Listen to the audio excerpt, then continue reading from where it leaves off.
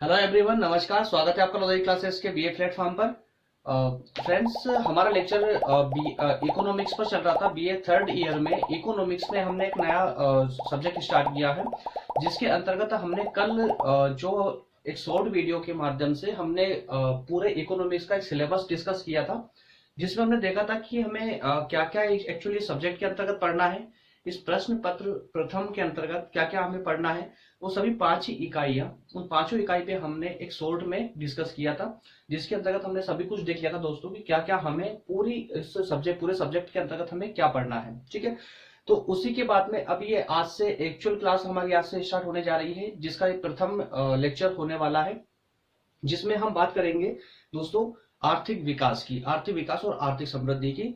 जिसके अंतर्गत हमने कल देखा था इसका कि जो भी प्रथम इकाई, फर्स्ट इकाई और सेकेंड, थर्ड और फिफ्थ सभी आपको हमने अच्छे से कल डिटेल में डिस्कस कर लिया था दोस्तों। अब हम आज मूव करेंगे और देखेंगे कि आर्थिक विकास और आर्थिक समृद्धि एक्चुअल में क्या होती है, क्या इसकी अवधारणा है, क्या विशेषता है इसकी, क्या महत्व है, इसका अध्ययन हम हमारे सिलेबस में क्यों करते हैं, किस प्रकार से इसका अध्ययन हमारे जो बीए के अंतर्गत ही क्यों इंपॉर्टेंट है, क्यों महत्व रखता है इतना, जिसकी वजह से हमें ये डिटेल में पढ़ना पड़ रहा है। जैसे कि अगर आपने ध्यान दिया होगा दोस्तों, तो फर्स्ट ईयर में, सेकेंड ईयर में जो भी इकोनॉमिक्स के बेसिक कंसेप्ट थे उनको हम क्लियर कर चुके थे। ठीक है, हम कहने का मतलब है कि जो बीए फर्स्ट ईयर और सेकेंड ईयर के अंतर्गत जो भी हमारे इकोनॉमिक्स के पार्ट्स थे दोस्तों, उसमें इकोनॉमी के जो बेसिक कंसेप्ट थे उनको क्लियर कराया गया था। ठीक है, और आज जब हम बात कर रहे हैं तो ये थर्ड ईयर में प्रथम प्रश्न पत्र के अंतर्गत हम अब थोड़ा सा इकोनॉमी के अंदर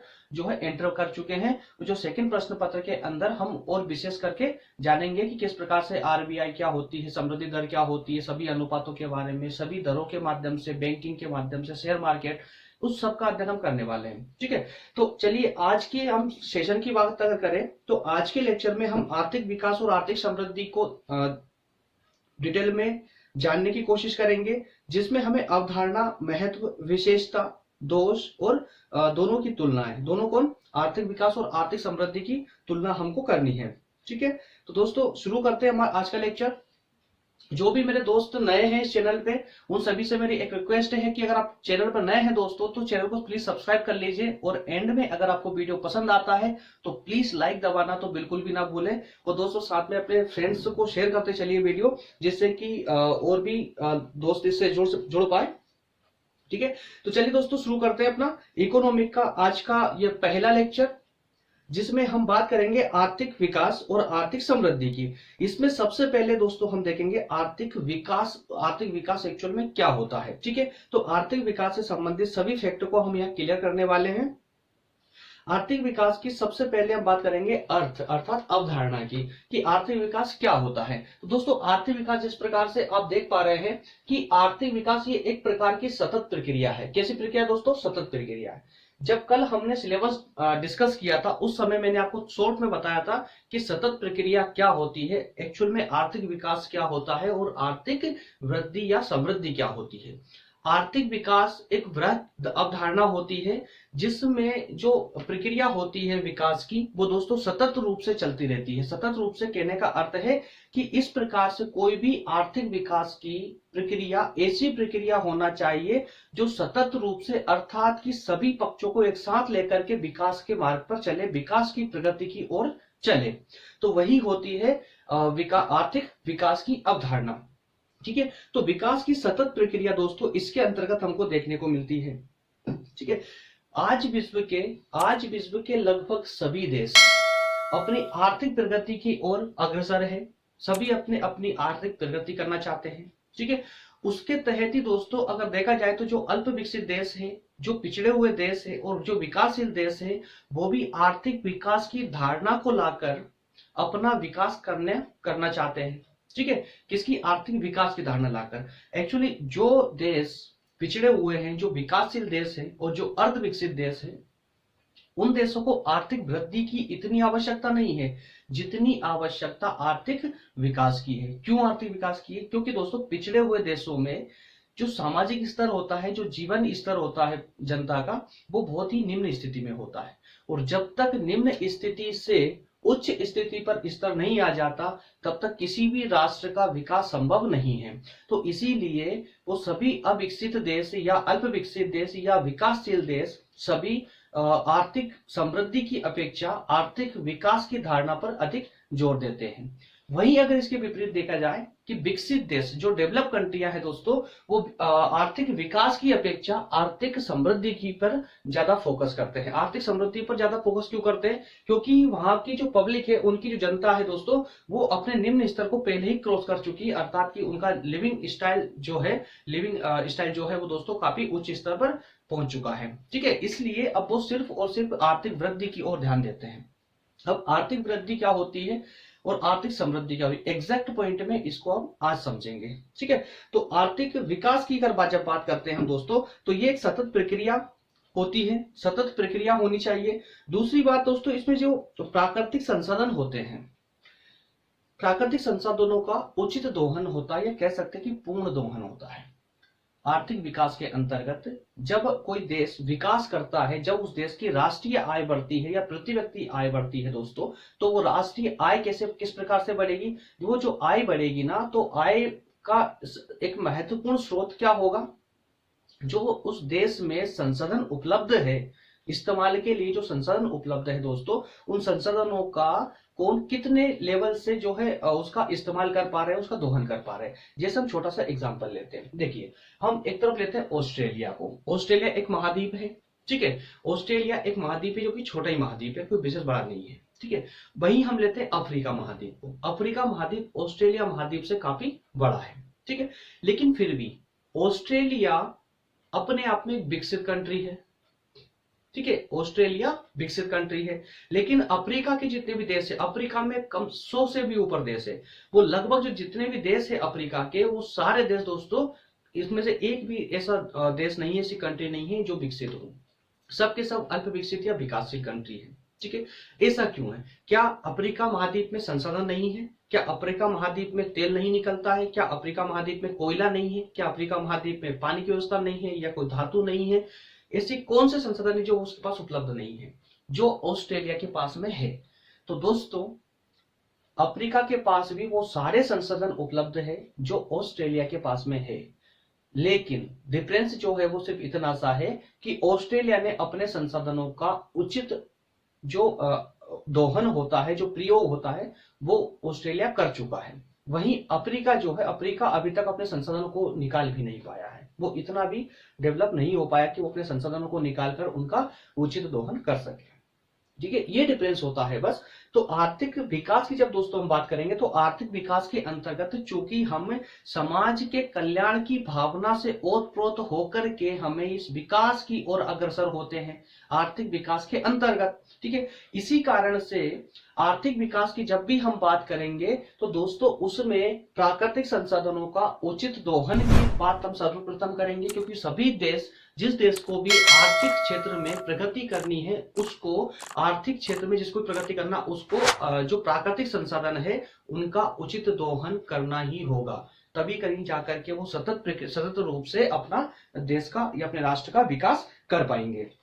ठीक है, इसी दौर में दोस्तों क्या होता है कि जो गरीब और अल्प विकसित देश हैं, वो आर्थिक विकास का सहारा लेते हैं अपने डेवलपमेंट के लिए। किसका? आर्थिक विकास का सहारा लेते हैं। और वहीं जो विकसित देश हैं दोस्तों, वो सिर्फ आर्थिक वृद्धि में लगे हुए हैं, और आर्थिक वृद्धि कहीं ना कहीं पर्यावरण के लिए एक चुनौती है दोस्तों। और आर्थिक वृद्धि की धारणा लगभग सभी पूरे विश्व ने अभी तक अपना रखी थी।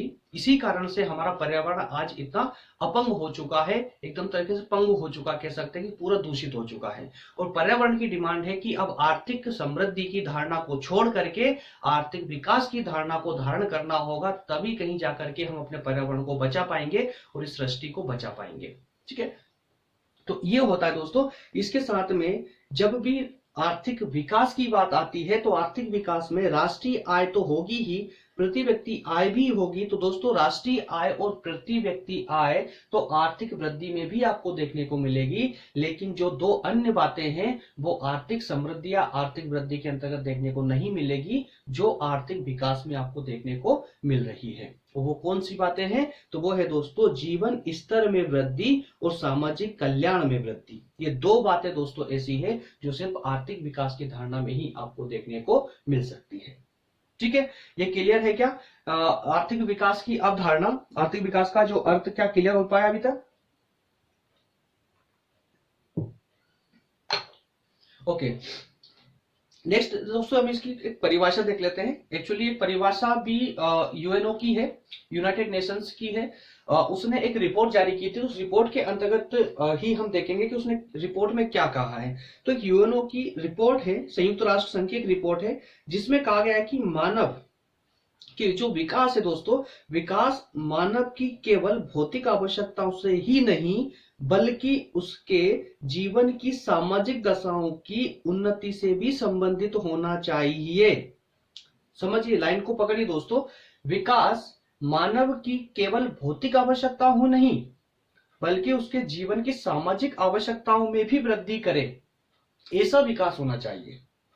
ठीक है, और इस तरह से विकास में सामाजिक, सांस्कृतिक, संस्थागत और आर्थिक परिवर्तन भी शामिल होने चाहिए। कहने का मतलब ये कि यूएनओ ने भी स्पष्ट कहा है कि जब आप आर्थिक विकास की बात करते हैं, जब आप आपके राष्ट्र के विकास की बात करते हैं दोस्तों, तो आपका लक्ष्य सिर्फ और सिर्फ भौतिक उन्नति ही नहीं होना चाहिए बल्कि सामाजिक स्तर पे भी आपकी उन्नति हो। कुछ ऐसे आपको जो है आपका लक्ष्य निर्धारित होना चाहिए, तभी कहीं कहीं जाकर के एक राष्ट्र का उचित रूप से विकास हो पाएगा। ठीक है, तो दोस्तों ये आपको यूएनओ की ये रिपोर्ट जरूर आपको पढ़ना है। ठीक है, वीडियो पॉज करके इसको चाहे तो आप नोट डाउन भी कर सकते हैं, बहुत इंपॉर्टेंट है ये। ठीक, तो आर्थिक विकास वह सतत प्रक्रिया है जिसके अंतर्गत देश में उपलब्ध समस्त संसाधनों का कुशलता पूर्वक दोहन होता है और परिणाम स्वरूप राष्ट्रीय आय और प्रति व्यक्ति आय में निरंतर एवं दीर्घकालीन वृद्धि होती है। ठीक है, आर्थिक विषमता में कमी आती है और साथ में सामान्य जनता के जीवन स्तर में कल्याणकारी वृद्धि होती है। ठीक है, तो दोस्तों ये होता है आर्थिक विकास। ठीक है, अब हम बात करेंगे कि जो आर्थिक विकास से संबंधित हमने एक छोटा सा नॉलेज देख लिया है कि आर्थिक विकास एक्चुअली में क्या होता है। लगभग आपका ये कंसेप्ट अब क्लियर हो चुका है कि आर्थिक विकास एक्चुअली सिर्फ एक शब्द आर्थिक विकास क्या होता है। तो ये आप समझ चुके हैं कि ये एक सतत प्रक्रिया होती है जो सिर्फ राष्ट्रीय आय, प्रति व्यक्ति आय को ही नहीं, अर्थात कि सिर्फ भौतिक आय को ही नहीं बल्कि सामाजिक और सामाजिक, सांस्कृतिक और संस्थागत उन्नति को भी धारण करती है। वही सामाजिक आर्थिक विकास होता है। ठीक है, तो ये होती है दोस्तों। अब इसके अंतर्गत हम देखने जा रहे हैं विशेषताओं के बारे में कि विशेषताओं में हमने क्या क्या देखना है। इसमें देखना है कि दोस्तों ये एक सतत प्रक्रिया है। वास्तविक राष्ट्रीय आय में वृद्धि होती है इसके माध्यम से और दीर्घकालिक वृद्धि होती है, जीवन स्तर एवं समाज कल्याण में वृद्धि। तो दोस्तों इसमें लगभग 5 से 6 पॉइंट है जिनको हम एक एक करके हम डिस्कस करने वाले हैं। जब दोस्तों सतत प्रक्रिया की बात करते हैं तो अर्थव्यवस्था में विभिन्न अंगों में जो परिवर्तन निरंतर होते रहते हैं वही सतत प्रक्रिया, उसे सतत प्रक्रिया कहते हैं। कहने का मतलब यह है कि जब भी कोई राष्ट्र अपना आर्थिक उन्नति करता है, आर्थिक प्रगति करता है, तो दोस्तों उस राष्ट्र के विभिन्न अंगों में, विभिन्न अंग अर्थात कि समाज में, राजनीति में, संस्कृति में, संस्थाओं में, या कहें कि राष्ट्र की आय में, प्रति व्यक्ति आय में, या प्रति व्यक्ति खर्च करने की क्षमता में, या कर की क्षमता में, इस सब में कितना चेंजेस आ रहा है। अगर एक देश में एक साल के अंदर, एक वर्ष के अंदर अगर सतत रूप से चेंजेस आ रहे हैं यानी प्रगति की ओर बढ़ रहे हैं तो हम कह सकते हैं कि ये आर्थिक विकास है। अन्यथा अगर सिर्फ भौतिक रूप से अगर कोई देश डेवलप हो रहा है, विकास कर रहा है, जैसे कि सिर्फ राष्ट्रीय आय बढ़ रही है, सिर्फ प्रति व्यक्ति आय बढ़ती जा रही है, बल्कि सामाजिक कल्याण नहीं बढ़ रहा है, लोगों का जीवन स्तर नहीं बढ़ रहा है, तो दोस्तों हम उसको आर्थिक विकास नहीं कहेंगे बल्कि वो एक आर्थिक समृद्धि या फिर आर्थिक वृद्धि कहलाएगी। ठीक है, तो ये होता है सतत प्रक्रिया। तो सतत प्रक्रिया तभी हो सकती है, सतत प्रक्रिया किसके साथ ही हो सकती है, सिर्फ आर्थिक विकास के साथ हो सकती है, ना कि आर्थिक समृद्धि के साथ। ठीक है, नेक्स्ट देखते हैं कि वास्तविक राष्ट्रीय आय में वृद्धि। दोस्तों वास्तविक राष्ट्रीय आय में वृद्धि को हम कैसे आंकेंगे? तो वास्तविक राष्ट्रीय आय कैसे हम आंकते हैं दोस्तों? कैसे पता चलता हमको वास्तविक राष्ट्रीय आय का? कि किसी एक देश में, जब या बात करें कि हम हमारे देश में, कि हमारे देश में एक वर्ष के अंदर हमने कितना उत्पादन किया है, उत्पादन वस्तु और सेवाओं दोनों का। एक साल के अंतर्गत, एक साल के अंदर, एक वर्ष के अंदर वस्तु और सेवाओं का उत्पादन ही दोस्तों राष्ट्रीय आय कहलाती है। राष्ट्रीय आय, सकल राष्ट्रीय आय, बार बार आप पढ़ते हो, सकल राष्ट्रीय आय और निव्वल राष्ट्रीय आय। ठीक है, सकल राष्ट्रीय आय ग्रोस इनकम होती है, और जो नेट इनकम होती है उसमें से टोटल दोस्तों जो खर्चे होते हैं वो अगर हम निकाल दें, जो हानि होती है वो निकाल दें, तो वो नेट इनकम हो जाएगी, अर्थात सकल राष्ट्रीय आय हो जाएगी। तो जब हम बात करें वास्तविक राष्ट्रीय आय की, तो दोस्तों वास्तविक राष्ट्रीय आय अर्थात सकल राष्ट्रीय आय की यहाँ बात हो रही है। ठीक है, सकल राष्ट्रीय आय जब एक साल के अंदर जितना उत्पादन हमने किया है वस्तु और सेवाओं का, उन सभी वस्तुओं सेवाओं के उत्पादन में से जो हमारा मूल्य ह्रास हुआ है, जो नुकसान या लॉस हुआ है, उस लॉस को घटा देने के बाद में जो बचता है हमारे पास, वही वास्तविक राष्ट्रीय आय कहलाती है। ठीक है, तो वही वास्तविक राष्ट्रीय आय कहलाती है दोस्तों। तो इस प्रकार से जो वास्तविक राष्ट्रीय आय होती है दोस्तों, इसमें भी राष्ट्रीय जो आर्थिक विकास होता है उसकी वजह से वृद्धि होती है, वास्तविक राष्ट्रीय आय में वृद्धि होती है। अब कैसे होगी वृद्धि? आप खुद सोचिए कि अगर मान लो कि कुछ इस प्रकार आर्थिक विकास किया जा रहा है किसी देश में, अगर आर्थिक विकास की धारणा को अपना रखा है, तो सिर्फ भौतिक अर्थात कि आर्थिक रूप से समृद्धि के साथ ही साथ में लोगों के जीवन कल्याण की बात भी वहां पर की जाएगी, लोगों के जीवन स्तर की भी वहां बात की जाएगी। और जब जीवन स्तर, सामान्य व्यक्ति का जीवन स्तर जब ऊपर उठेगा तो क्या होगा, उसके खर्च करने की क्षमता बढ़ेगी, और जब उसके खर्च करने की दोस्तों क्षमता बढ़ेगी तो क्या होगा कि जो उत्पादनकारी इकाइयां हैं, उत्पादनकारी इकाइयां अर्थात जो उद्योग है, वो वस्तुओं का उत्पादन और ज्यादा करने लगेंगे, और जब वो उद्योग और ज्यादा वस्तुओं का उत्पादन करने लगेंगे तो फिर क्या होगा कि जो उद्योगों का जो प्रॉफिट है, वो प्रॉफिट और ज्यादा गेन होने लगेगा, और ज्यादा बढ़ने लगेगा, और जब वो प्रॉफिट दोस्तों ज्यादा बढ़ेगा तो उनकी जो सरकार का टैक्स है वो टैक्स भी बढ़ने लगेगा, और जब सरकार का टैक्स बढ़ेगा तो क्या होगा कि सरकार का टैक्स बढ़ेगा तो सरकार के पास में एक्स्ट्रा अमाउंट जाएगा, एक्स्ट्रा पैसा जाएगा दोस्तों। तो जो घाटे का बजट सरकार बार बार पेश करती है वो थोड़ा सा उस पर कंट्रोल करेगी, और लोक कल्याणकारी कार्यों में सरकार ज्यादा पैसा लगाएगी, और जब लोक कल्याणकारी कार्यों में सरकार ज्यादा पैसा लगाएगी तो जनता का जीवन स्तर है और ऑटोमेटिक और ऊपर बढ़ेगा, जैसे रोड बनवाएगी, पानी की व्यवस्था करेगी, नाली को ठीक करवाएगी,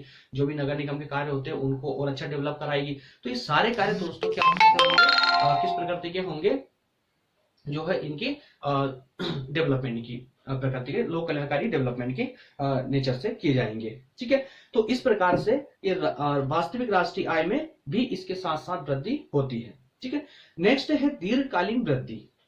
अब अगर मान लीजिए कि किसी आर्थिक एक्टिविटी से कोई राष्ट्र ने कोई आर्थिक एक्टिविटी की है, इकोनॉमिक एक्टिविटी की है दोस्तों, उस एक्टिविटी की वजह से अगर ऐसा होता है कि एक साल के लिए ही वह डेवलपमेंट हो पाया है, या 2 साल के या 5 साल के लिए ही डेवलपमेंट हो पाया है, तो भी हम उसको आर्थिक विकास नहीं कहेंगे, बल्कि वो सिर्फ आर्थिक वृद्धि होगी, क्योंकि उसने कुछ समय के लिए ही उस देश में वृद्धि की है।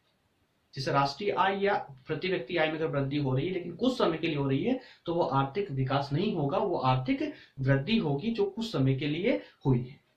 ठीक है, लेकिन अगर आर्थिक विकास होना है दोस्तों तो वो दीर्घकालिक होना चाहिए। आर्थिक विकास तभी कहलाएगा जैसे मान लीजिए कि सरकार के पास में एक्स्ट्रा पैसा आता है और वो रोड बनाने में इन्वेस्टमेंट कर देती है। ठीक है, तो अब रोड के 2-5 साल के लिए तो होती नहीं है दोस्तों, काफी लंबे समय के लिए होती है, तो उसकी वजह से क्या हमारा आवागमन जो ट्रांसपोर्टेशन होता है वो ईजी हो जाता है, और जब ट्रांसपोर्टेशन ईजी हो जाता है तो लगभग काफी सारे खर्चे कम हो जाते हैं, और उसकी वजह से फिर हम जो है समाज के सारे कार्य जो होते हैं, जो जनता के सारे कार्य होते हैं वो आसानी से होने लगते हैं, स्मूथली होने लगते हैं, और उसका विकास बिल्कुल जो है अग्रसर होता चला जाता है।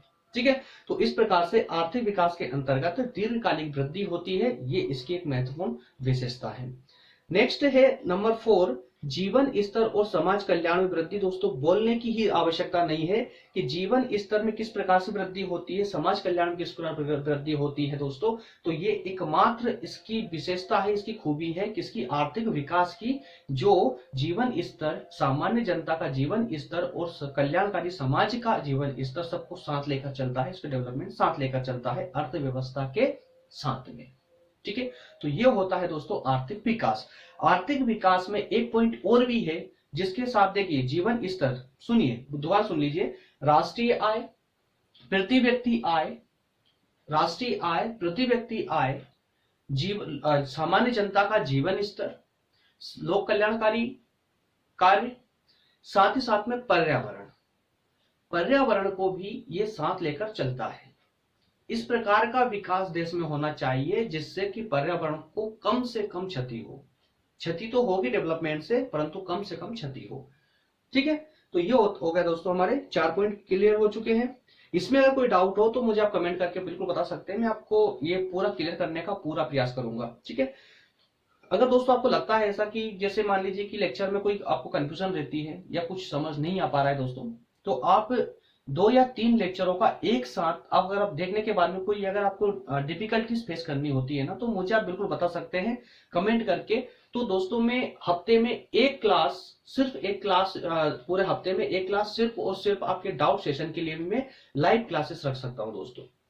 ठीक है, अगर आपकी डिमांड होगी तो मैं बिल्कुल लाइव क्लास रख दूंगा जिसमें कि सिर्फ और सिर्फ हम डाउट सेशन ही रखेंगे, आपके डाउट क्लियर किए जाएंगे। उसमें आप जो भी आपको क्वेश्चन होंगे वो आप मुझसे क्वेश्चन पूछ सकते हैं, मैं आपके सभी के क्वेश्चनों का जवाब दूंगा। ठीक है, नेक्स्ट है गरीबी को दूर करने के उपाय। दोस्तों इसमें भी बोलने की आवश्यकता नहीं है, अभी तक आप क्लियर समझ चुके हैं कि आर्थिक विकास के तहत अगर समाज का कल्याण होगा, समाज की वृद्धि होगी, जीवन स्तर बढ़ेगा, है ना, प्रति व्यक्ति आय बढ़ेगी, खर्च करने की क्षमता बढ़ेगी, तो सिंपल सी बात है यार कि गरीबी तो दूर होगी ही, गरीबी कम होगी। तो आर्थिक विकास इज इक्वल टू गरीबी माइनस, है ना, गरीबी लॉस।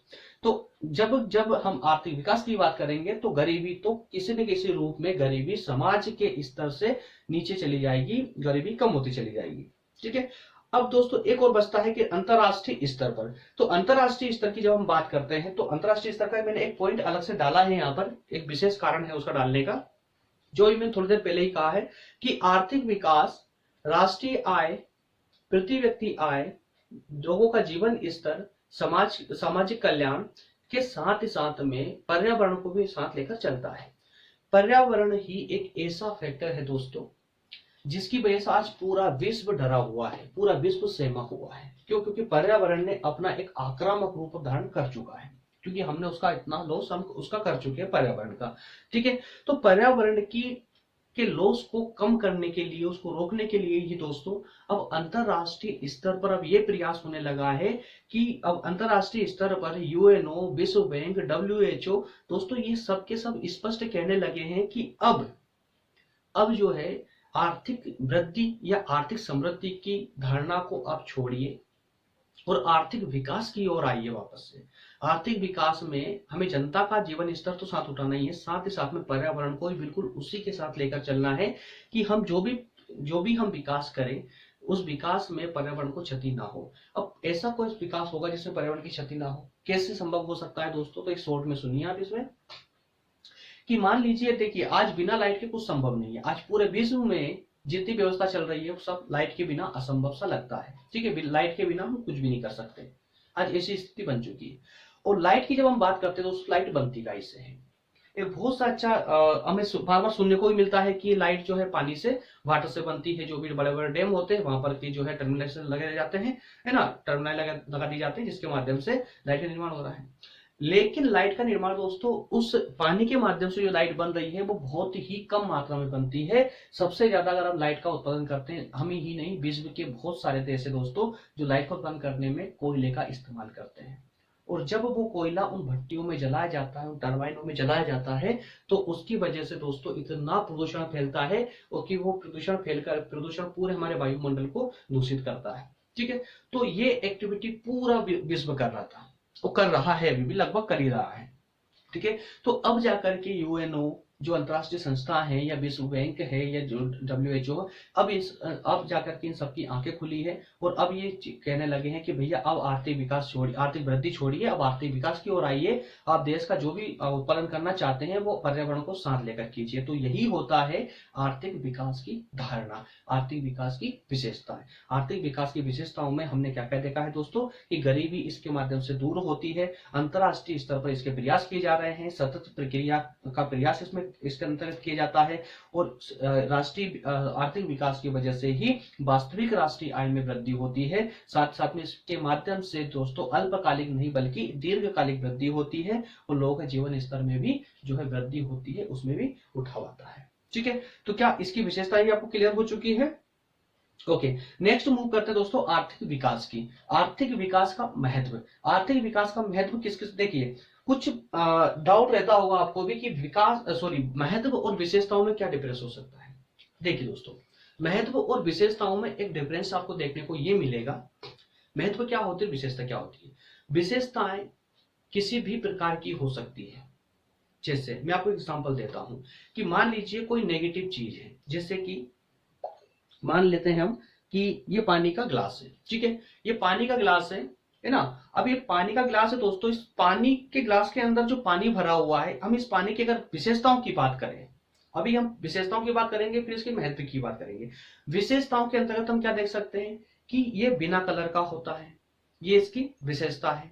ठीक है, और दूसरी बात, इसका घनत्व हमसे कम होता है, ये इसकी विशेषता है। इसके बाद में इसके पीने से हमारी प्यास बुझ जाती है, ये विशेषता है, और इसमें डूबने से हम मर भी जाते हैं, ये भी इसकी विशेषता है। ठीक है, लेकिन जब महत्व की बात करेंगे ना, तो दोस्तों महत्व में ये जो डूब के मरने वाली बातें ये सब नहीं आएगी। ठीक है, महत्व सिर्फ इतना रहेगा कि इसकी वजह से जीवन असंभव है, ये इसका महत्व है। ठीक है, तो ये विशेषता और महत्व में ये छोटा सा डिफरेंस होता है, तो इसमें कंफ्यूज बिल्कुल ना हो। अब और आसान भाषा में समझिए, विशेषताओं की जब आप बात करेंगे तो दोस्तों उसमें नेगेटिव पॉइंट और पॉजिटिव पॉइंट दोनों आएंगे, लेकिन महत्व की जब बात करेंगे ना तो उसमें सिर्फ और सिर्फ पॉजिटिव पॉइंट आएंगे। ठीक है, चलिए बढ़ते हैं, इस पे देखते हैं कि दोस्तों महत्व के अंतर्गत उत्पादन में वृद्धि। अगर आप आर्थिक विकास करते हैं दोस्तों, तो आपके उत्पादन में वृद्धि निश्चित है, उत्पादन में वृद्धि होना ही होना है। क्यों होगी उत्पादन में वृद्धि? क्योंकि दोस्तों जब आप आर्थिक विकास लेकर आएंगे देश के अंदर, जब आप देश के अंदर आर्थिक विकास लेकर आएंगे तो उसके माध्यम से दोस्तों नई नई टेक्नोलॉजी आपके देश में आएगी, और जब नई नई टेक्नोलॉजी आएगी तो आपका उत्पादन बढ़ेगा। ठीक है, टेक्नोलॉजी आएगी तो उत्पादन बढ़ेगा, है ना। उत्पादन बढ़ने से क्या होगा दोस्तों, उत्पादन बढ़ने से मार्केट में ज्यादा वस्तुएं उपलब्ध होगी तो रेट कम हो जाएगी, और जब ज्यादा उत्पादन होगा दोस्तों तो काफी लोगों को रोजगार भी मिलना उससे प्रारंभ हो जाएगा, काफी जो है उसका लोगों का जीवन स्तर ऊपर उठने लगेगा, उनकी क्रय शक्ति बढ़ जाएगी। क्रय शक्ति, जनता की क्रय शक्ति बढ़ जाएगी। क्रय शक्ति मतलब खर्च करने की क्षमता, उसी को क्रय शक्ति बोलते हैं। कि जैसे मान लीजिए कि आज अगर कोई व्यक्ति अपना जीवन यापन करने के लिए अगर एक महीने में सिर्फ 5,000 रुपए खर्च कर पा रहा है, ठीक है, सिर्फ 5,000 रुपए ही खर्च कर पा रहा है अपने जीवन यापन के लिए, एक परिवार मान लीजिए, परिवार अगर 5,000 रुपए खर्च कर पा रहा है दोस्तों, तो अगर मान लीजिए वो विकास होता है तो वही परिवार आगे चल करके वो अपने ऊपर 8 या 10,000 रुपए खर्च कर सकता। तो ये हम बोलेंगे कि उसकी क्रय शक्ति में वृद्धि हुई है। तो इस प्रकार से जब क्रय शक्ति में वृद्धि होगी दोस्तों, तो क्रय शक्ति में वृद्धि होने से फिर से वही साइकिल घूम के वापस से उत्पादन के पास चले जाएगा, उत्पादन की ओर चला जाएगा, फिर वही टैक्स में कन्वर्ट हो जाएगा, टैक्स का अमाउंट बढ़ेगा। ठीक है, तो इस प्रकार से दोस्तों ये पूरा साइकिल घूमेगा और आपका जो उस देश का जो विकास है, जो उत्पादन है, उस उत्पादन में कंटिन्यूसली वृद्धि होती चली जाएगी। ठीक है, तो इसमें मेन पॉइंट याद रखना है कि टेक्नोलॉजी के कारण, टेक्नोलॉजी की वृद्धि होने से, टेक्नोलॉजी आने से उस देश की जो विकास है वो बढ़ने लगेगा दोस्तों, और राष्ट्रीय आय में भी अब वृद्धि होने शुरू हो जाएगी। राष्ट्रीय आय में देखिए अब ये विशेषताएं भी है और ये महत्व भी है कि आर्थिक विकास अगर आप किसी देश का करते हो तो वहां का राष्ट्रीय आय में भी वृद्धि होना तय है। ठीक है, राष्ट्रीय आय में वृद्धि कैसे होगी? अरे भाई उत्पादन बढ़ेगा, और हमने क्या देखा, राष्ट्रीय आय निकलती कैसे है? अरे उत्पादन से, कि कितना उत्पादन हमने किया है एक साल भर के अंदर। ठीक है, जब उत्पादन आप बढ़ाओगे तो राष्ट्रीय आय ऑटोमेटिक बढ़ जाएगी, है ना, इसमें कोई डाउट ही नहीं होना चाहिए। क्लियर है? नेक्स्ट है पूंजी निर्माण को प्रोत्साहन। दोस्तों पूंजी निर्माण को प्रोत्साहन, अब देखिए पूंजी निर्माण क्या होता है। अब एक छोटी सी टर्म आई है, इसको आप समझते चलिए, है ना, तो इसमें क्लियर हो जाएगा कि पूंजी निर्माण एक्चुअली में होता क्या है। पूंजी निर्माण का मतलब ये होता है, देखिए पहले मैं आपको एक स्टोरी समझा देता हूं कि पहले पॉइंट में हमने देखा कि उत्पादन में वृद्धि होगी, दूसरे पॉइंट में हमने देखा कि राष्ट्रीय आय में वृद्धि होगी। भाई उत्पादन में वृद्धि होगी, राष्ट्रीय आय में वृद्धि होगी, ये तय है, ठीक है। अब उत्पादन में आप वृद्धि कर रहे हैं, ठीक है, तो माल आपका ज्यादा एक्सपोर्ट होगा, ठीक है ना, ज्यादा उत्पादन होगा तो जो उद्योग है उनकी इनकम ज्यादा होने लगेगी, ठीक है ना। और जब इनकम ज्यादा होने लगेगी दोस्तों, तो वो और ज्यादा प्रोडक्शन करके वो मार्केट में डालेंगे, जिससे मार्केट में कंपटीशन बढ़ेगा वस्तुओं के बीच में। और जब कंपटीशन बढ़ेगा तो क्या होगा, वस्तुओं की रेट कम होने लगेगी, लोग उसको ज्यादा खरीदेंगे, ज्यादा परचेस करेंगे। इस प्रकार से पूरा साइकिल घूमेगा और रोजगार से लेकर के सभी प्रकार से आर्थिक रूप से वृद्धि वहां पर देखने को मिलेगी, ठीक है, उस देश में। अब आर्थिक वृद्धि के साथ साथ में क्या होगा कि जब लोगों के पास ज्यादा पैसा होगा तो वो पैसा दोस्तों सेविंग के रूप में बैंकों में जमा होगा। और जब पैसा बैंकों में जमा होता है दोस्तों, तो बैंक क्या करता है, बैंक आपके जमा पैसे को बड़े बड़े उद्योग धंधों को या किसी और को या हम जैसे लोगों को भी जो है वो लोन के रूप में प्रोवाइड करते हैं, हमको लोन देते हैं। अब लोन के माध्यम से दोस्तों होता क्या है कि हमारे जमा हमने मान लीजिए कि हमने अपने अकाउंट में 1 लाख रुपए जमा कर रहे थे, ठीक है, तो दोस्तों वो बैंक जो है 1 लाख से भी ऊपर का लोन दे देगा, 1 लाख से ऊपर का लोन दूसरे वाले को दे देगा, ठीक है। इसकी पूरी प्रोसेस होती है, हम बैंकिंग पढ़ेंगे ना तो इसको पूरा समझाऊंगा कि एक पूरी तरह से पूंजी निर्माण का एक पूरा क्या होता है, किस प्रकार से पूंजी निर्माण बैंक करती है। बस आप इतना याद रखिए कि बैंकों के द्वारा पूंजी निर्माण का कार्य किया जाता है। पूंजी निर्माण का कार्य कैसे होता है, मैंने आपको बता दिया है कि आपका पैसा जो बैंकों में जमा है, उस पैसे को बैंक दूसरी जगह इन्वेस्ट करती है या फिर आपको लोन दे करके वहां से अलग से इनकम इंटरेस्ट के रूप में आपसे अलग से इनकम कमाती है, और वही कहलाता है पूंजी निर्माण, ठीक है। तो पूंजी निर्माण में भी जो है आर्थिक विकास प्रोत्साहन करता है, सहयोग करता है। साथ में आर्थिक विषमताओं, दोस्तों आर्थिक विषमताओं में कमी लाने का कार्य करता है। जब हम आर्थिक विकास की बात करते हैं तो हम ये नहीं देखते हैं कि आर्थिक विकास का पूरा जो है पूरा साइकिल, अर्थात कहें कि पूरा जो आर्थिक विकास का पूरा फैक्टर है सिर्फ कुछ लोगों के हाथों में हो, कुछ लोगों के हाथों में नहीं होना चाहिए, बल्कि पूरे समाज के हाथों, पूरे देश के हाथों में समान रूप से नहीं तो दोस्तों न्यायोचित रूप से होना चाहिए। न्यायोचित रूप से मतलब कि जो भी किसी देश के आर्थिक संसाधन है उस पर उसका उचित वितरण होना चाहिए पूरे देश के अंदर, है ना, कुछ लोगों का एक सामूहिक अधिकार ना हो, तभी जाकर के वहां आर्थिक विकास की धारणा आ सकती है, ठीक है। तो आर्थिक विकास के अंतर्गत दोस्तों आर्थिक विषमताओं में कमी आती है और साथ में कार्य क्षमता में भी वृद्धि होती है। ज्यादा समझाने की इसमें आवश्यकता नहीं है कि कार्य क्षमता में वृद्धि कैसे होगी, तो दोस्तों लाइफ स्टाइल बढ़ेगा, लिविंग स्टाइल बढ़ेगा। कार्य क्षमताओं में वृद्धि के साथ ही जो है आर्थिक विकास आपको देखने को मिलेगा, ठीक है। इसके साथ साथ दोस्तों जब हम बात करें नेक्स्ट पॉइंट पे कि प्राकृतिक संसाधनों का पूर्ण दोहन, आर्थिक विकास की धारणा अगर आप कोई देश लाना चाहता है, अगर आर्थिक विकास की धारणा लाना चाहता है दोस्तों, तो आर्थिक विकास के लिए आवश्यक है कि वहां उस देश में जो प्राकृतिक संसाधन है उनका दोहन पूर्ण रूप से होना चाहिए, ना कि अनुचित तरीके से, पूर्ण रूप से उनका दोहन हो। साथ में दोस्तों हम बात करें कि रोजगार सुविधाओं में वृद्धि, तो रोजगार सुविधाओं में वृद्धि की जब बात करें दोस्तों, देखिए जब आर्थिक विकास किसी देश में होता है,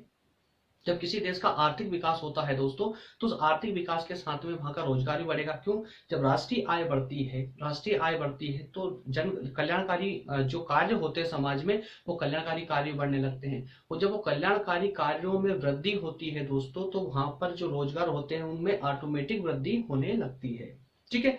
इसी प्रकार से करदान क्षमता में वृद्धि हो जाती है। करदान क्षमता में वृद्धि होती है, कैसे करदान क्षमता में वृद्धि होगी, जब किसी समाज का लिविंग स्टाइल बढ़ेगा दोस्तों, तो जब लिविंग स्टाइल बढ़ने के साथ साथ में उनकी कर पे करने की, कर अदा करने की जो क्षमता होती है दोस्तों, उसमें भी एक वृद्धि देखने को मिलती है, वृद्धि होती है, ठीक है। इस प्रकार से सामाजिक सेवाओं का विस्तार भी यहाँ देखने को मिलेगा कि सामाजिक सेवाओं का विस्तार किस प्रकार से होगा। सामाजिक सेवाओं के अंतर्गत क्या क्या आता है, तो सामाजिक सेवाओं के अंतर्गत आपको देखने को मिलेगा कि आप देख सकते हैं सामाजिक सेवाओं में आप एक बैंकिंग को ले लीजिए, रोड्स ट्रांसपोर्ट को ले लीजिए, ट्रेन पटरियों को ले लीजिए, अस्पतालों को, स्कूल, शिक्षण संस्थान, इस प्रकार के दोस्तों डेवलपमेंट होने लगेंगे। तो डेवलपमेंट जब होंगे दोस्तों तो इनकी संख्या और बढ़ने, शैक्षणिक संस्थानों की संख्या बढ़ेगी, तो देश के जिस जिस कोने में भी आज शिक्षा नहीं पहुंचाई जा पा रही है वहां तक शिक्षा पहुंचेगी, नई टेक्नोलॉजी के माध्यम से शिक्षा पहुंचेगी, स्वास्थ्य सुविधाएं पहुंचेगी, ट्रांसपोर्टेशन बढ़ेगा तो दोस्तों आवागमन आसान हो जाएगा।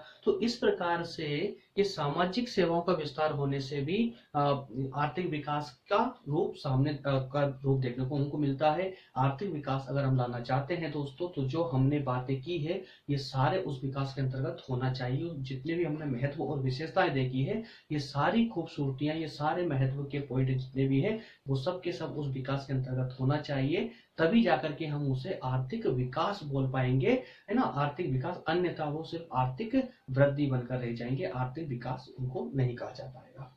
ठीक है। अब इसी के साथ जो हम बात करते हैं दोस्तों कि हमने कल इसके अलावा एक बात और की थी कि जो आर्थिक विकास की विशेषताएं, अवधारणा की हमने बोला था कि आर्थिक विकास की अवधारणा हम देखेंगे, अर्थ समझेंगे, अर्थ के बाद में हम विशेषताओं को समझेंगे, फिर महत्व देखेंगे और साथ साथ में दोष देखेंगे। दोस्तों बीए की, हम आज बीए के स्टूडेंट हैं, बीए की सबसे अच्छी खूबसूरती क्या होती है कि जितने भी हम पॉइंट पढ़ते हैं ना, जितने भी सब्जेक्ट है, सभी सब्जेक्ट के सभी जितने भी पॉइंट हम पढ़ते हैं उन सभी पॉइंटों को हम नेगेटिव और पॉजिटिव दोनों वे में हमको पढ़ना होता है। ठीक है। और दोनों वे में पढ़ने का एक कारण यही होता है कि उस टॉपिक पर एक समग्र, एक अच्छे से समझ होना आवश्यक है। अगर एक अच्छी समझ अब किसी भी टॉपिक को लेकर डेवलप करना चाहते हैं तो उस टॉपिक को लेकर के दोस्तों नेगेटिव और पॉजिटिव दोनों बातों को आप अगर जान लेते हैं तो उसकी एक समग्र समझ आपके दिमाग में फिट हो जाती है और आप अच्छे से उसको समझ पाते हैं कि एक्चुअल में वो टॉपिक क्या था। अब अगर मान लीजिए कोई ऐसा टॉपिक है जिसकी सिर्फ आपको विशेषताओं का पता है, लेकिन आपको नहीं पता कि इसकी वजह से क्या क्या हानि हो सकती है, क्या हानि उठानी पड़ सकती है। जैसे आज हम आर्थिक विकास की बात कर रहे हैं, मान लेते हैं कि हम आर्थिक विकास लेकर आते हैं। अब आर्थिक विकास को लेकर तो आ चुके हैं हम, लेकिन इसकी वजह से आर्थिक विकास के कारण हमें क्या क्या हानि उठानी पड़ेगी ये अगर हमको पता नहीं है दोस्तों तो हम एक बहुत ही अंधकार में जीवन जी रहे हैं। ठीक है। तो इस अंधकार में जीवन को खत्म करने के लिए ही दोस्तों ये दोष के पॉइंट कुछ लेकर आया हूं, इनको पढ़ना आवश्यक है, समझना आवश्यक है कि आर्थिक विकास बहुत आवश्यक है किसी भी देश के आर्थिक उन्नति के लिए, आर्थिक प्रगति के लिए, परंतु उसके कुछ दोष भी है जिन पर हमें ध्यान देना होगा और इन दोषों को ध्यान में देकर ही हम अपना डेवलपमेंट कर पाएंगे। अगर हमने इनको नजरअंदाज किया दोस्तों तो जिस प्रकार से आज एक पर्यावरण की बहुत बड़ी समस्या हमारे सामने खड़ी हुई है, उसी प्रकार से कल से कुछ और समस्याएं हमारे सामने आकर खड़ी हो जाएगी। इस कारण इसीलिए दोष अर्थात ये आर्थिक विकास की कुछ कमियां हैं, इन कमियों को दूर किए बिना वास्तविक रूप से हम आर्थिक विकास की धारणा को नहीं अपना सकते। जैसे